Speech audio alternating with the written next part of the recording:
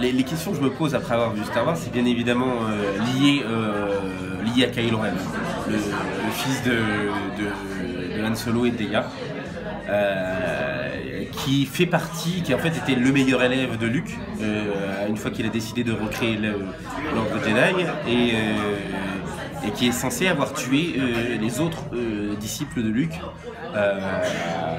par fanatisme vis-à-vis de son grand-père, Dark Vador.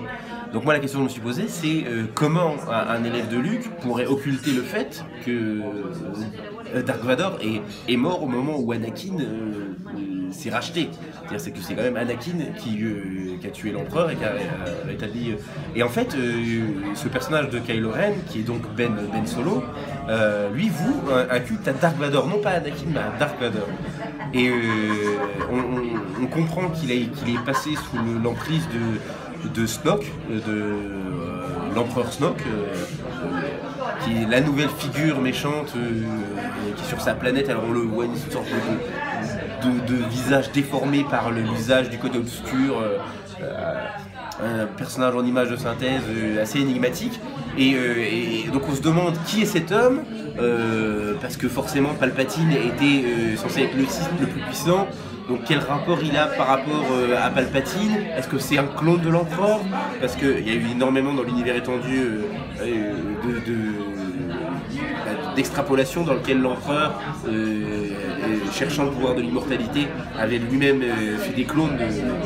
Donc est-ce que c'est un clone de Palpatine? Toujours est-il que ce personnage-là a une influence sur Kylo Ren et qu'il a réussi à voler l'enfant de Han et de Leia, pour en faire cet individu qui est vraiment un fanboy, c'est-à-dire qu'il s'habille en noir, il met son masque noir, il a envie, il a envie d'être Dark Vador, mais il n'est pas Dark Vador. La force est puissante chez lui, mais c'est pas Dark Vador, c'est vraiment un wannabe. Et donc il y a quelque chose de l'ordre du sale gosse qui t'a envie de mettre des claques, parce que tu te dis mais je comprends pas, t'avais tout pour être heureux, qu'est-ce que tu... c'est ça, t'as envie de te créer une personnalité, t'as envie d'être un peu hardcore, d'être un méchant. Et Luke part. Il est tellement dégoûté par ça qu'il fuit. Donc on ne le voit pas pendant tout le film. Le MacGuffin, l'objet qu'on recherche dans ce film, c'est Luke. Parce qu'il a disparu de l'univers. Et en même temps, moi je comprends pourquoi il a disparu, parce que si on suit cette logique, effectivement, la présence des Skywalker et leur jeu, à quelque niveau que ce soit avec la Force, est responsable de tous les troubles qu'ont agité la galaxie depuis des années. S'ils disparaissent, effectivement, ça devrait se calmer. Parce que à chaque fois, ils sont censés rétablir l'équilibre et apporter un semblant de paix, et au final, c'est eux-mêmes qui portent en eux les germes de leur propre destruction. Ils sont condamnés dans cette famille à se tuer les uns les autres. Donc là, c'est Ben qui fait toutes les erreurs que Luke n'a pas fait, c'est-à-dire qu'il tue son père, il tue Han Solo. Alors en même temps, quand on connaît la version qu'Harrison Ford avait pour Star Wars, parce que depuis le premier, il suppliait George Lucas de tuer son personnage parce qu'il déteste les extraterrestres et que ça l'a toujours un petit peu saoulé, donc là il est content. Voilà, ça y est, c'est arrivé. Mais du coup, ça jette quand même un énorme discrédit sur les personnages emblématiques de la saga.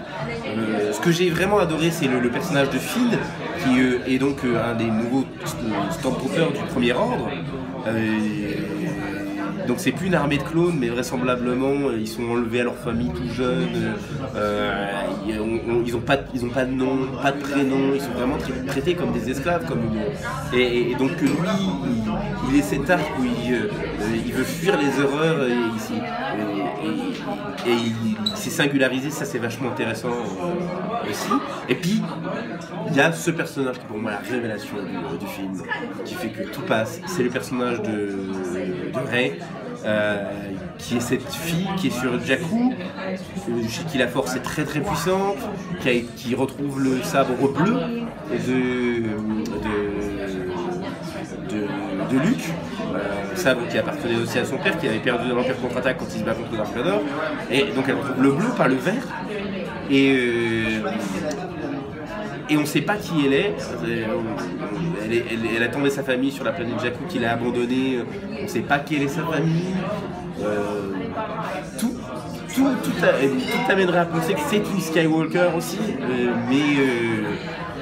au moment où elle se retrouve nez à nez avec Luke, il la regarde et il a l'air en même temps tellement souffrir de la voir là, et ça s'arrête pile poil là-dessus. Il n'y a pas un seul mot, pas une seule phrase qui est échangée, c'est-à-dire que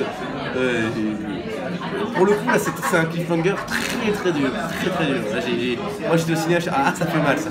C'était donc ça c'est le truc qui m'a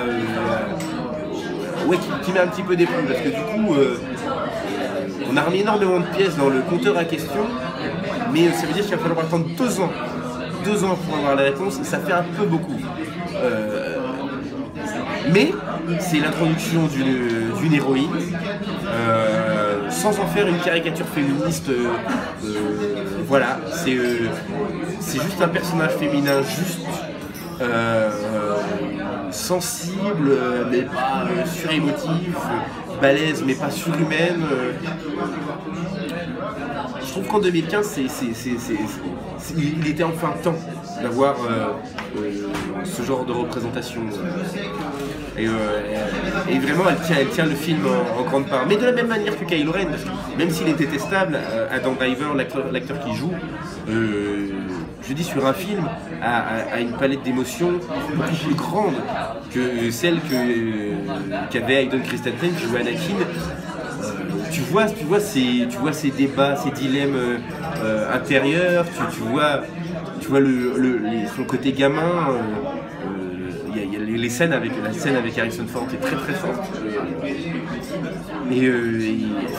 Et du coup, les gars sont des parents qui se sentent coupables d'avoir lâché un monstre. C'est comme ces parents de serial killers qui ont le gamin, votre fils a tué 10 personnes dans un lycée avec des armes. Et du coup, alors que les parents ne sont pas forcément pour quoi que ce soit, ils se sentent coupables et les voisins vont les regarder comme ça. Et il y a ce truc-là, c'est-à-dire que merde, c'est les héros, nos héros ont créé un monstre. Ils ont créé un monstre. Et finalement, ils se sont séparés à cause de ça. Chacun est parti dans son coin. En fait, Luke, c'est celui qui a fait la fuite la plus fondamentale. Mais ils ont tous fui. Et du coup, il y a une génération qui doit se démerder. Qui se démerde toute seule. Comme si les aînés les avaient un peu laissés tomber. Alors, le truc c'est que moi, quand j'ai vu qu'Han Solo était le personnage de l'ancienne trilogie qui réapparaissait le plus vite et qu'il avait ce rôle de personnage âgé, je me suis dit ah ok, c'est le personnage miroir de Obi-Wan Kenobi dans l'épisode 4. Or Obi-Wan meurt face à Dark Vador. Donc je sais, tu te dis ok, ça sent le paquet pour lui, parce que voilà, comme ils ont tout traité en miroir comme ça, tu sais à peu près où les schémas risquent de tomber. Je sais plus du tout quelle était ta question initiale.